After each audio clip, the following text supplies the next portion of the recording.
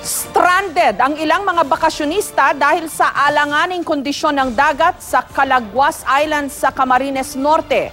Paalala naman ng PCG o ng Philippine Coast Guard sa mga nagpaplanong mag-island hopping ngayong bakasyon. Tiyaking nakarehistro ang sasakyang bangka, may life vest at communications device. May report si Ivan Mayrina. Naging extended vacation ang nangyari sa mga bakasyonista ito sa Calaguas Island sa Camarines Norte. Paalis na sana sila sa isla kahapon nang pigilan sila ng Philippine Coast Guard na maglayag dahil sa alanganing kondisyon ng karagatan. Bagamat walang public storm warning signal na nakataso sa area, pero pagka sa desisyon ng ating mga tauhan, hindi dapat maglayag sapagkat mapanganib ay nangyayari itong mga bagay nito. Hanggang sa ngayon nga, amihan pa eh. Medyo tricky yung ating karagatan at hindi natin masabi kung kailan lumalakas yung alon.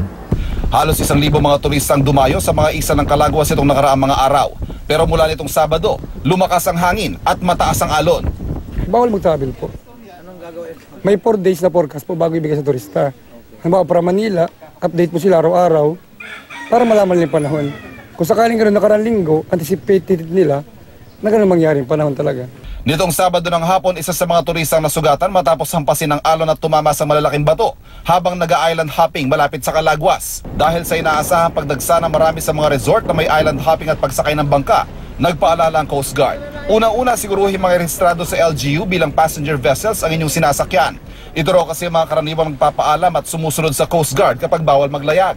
Pangalawa, siguruhin may life vest ang bawat pasahero ng bangka. Mainam din kung may iba pang flotation devices para may makapitan kung magkaaberya.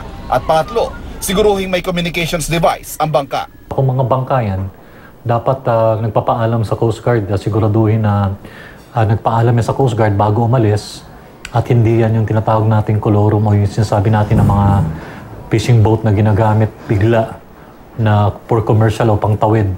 Aminado ang Coast Guard na hindi nila kayang i-monitor ang lahat ng mga naglalayag dahil sa napakalawak na coastline sa buong kapuluan.